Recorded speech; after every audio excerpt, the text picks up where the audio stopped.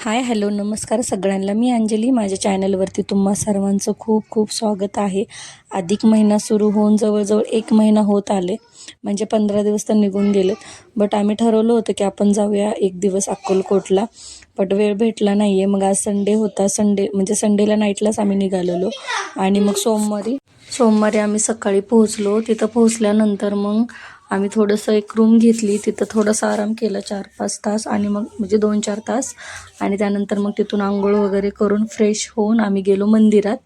मंदिरात गेलो तर बघतो एवढी गर्दी होती भयानक, विचारूच नका. आज तरी सोमवार होता, तर विचार करा गुरुवारी वगैरे तर किती भयानक गर्दी असेल.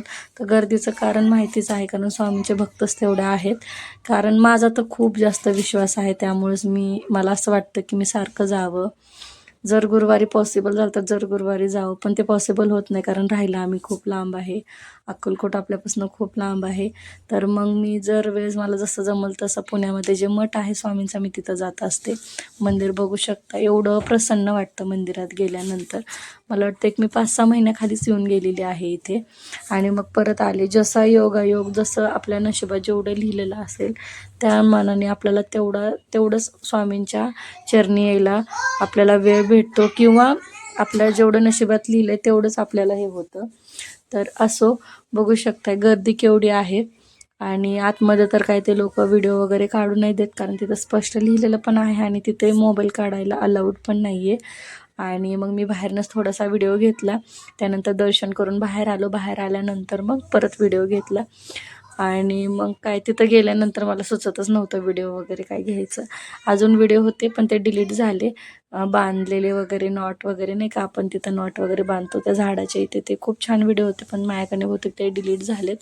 त्यानंतर मग इथे सगळेजण तेच मला बोलत होते की आज काय तुम्ही व्हिडिओ काढायचं विसरली की काय, हे ते त्यांची चालली होती मस्करी.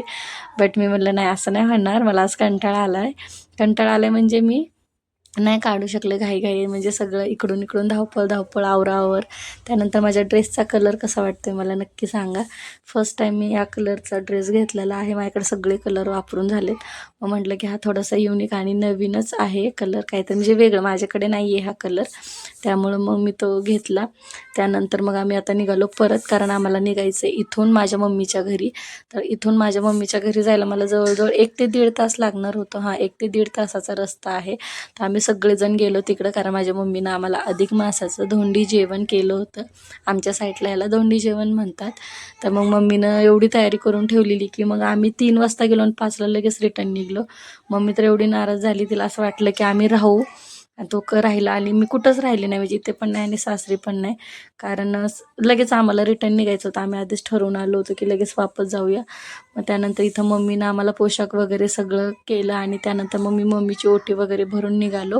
इथून परत आम्हाला माझ्या सासरी जायचं होतं, कारण तिथं पण सगळेजण वाट बघत होते त्यांची पण भेट. कारण माझं म्हणजे माहेर आणि सासर जवळपासच आहे, जास्त काही लांब नाही आहे. एवढं लांब आलो आहे तर मग म्हटलं की सगळ्यांनाच भेटूनच जाऊया. मग त्यानंतर इथं मम्मीनं आमचं औक्षण वगैरे केलं दोघांचं. त्यानंतर आम्ही तिथून पुढे निघालो घरी गेल्यानंतर मग इथं बाबूचा बड्डे होता, त्याचा बड्डे सेलिब्रेट केला.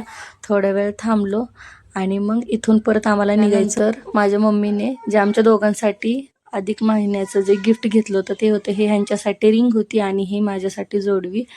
तर एवढंच घेतलं, कारण सोनं तर घेऊ शकत नाही आणि पॉसिबलही नाही आहे.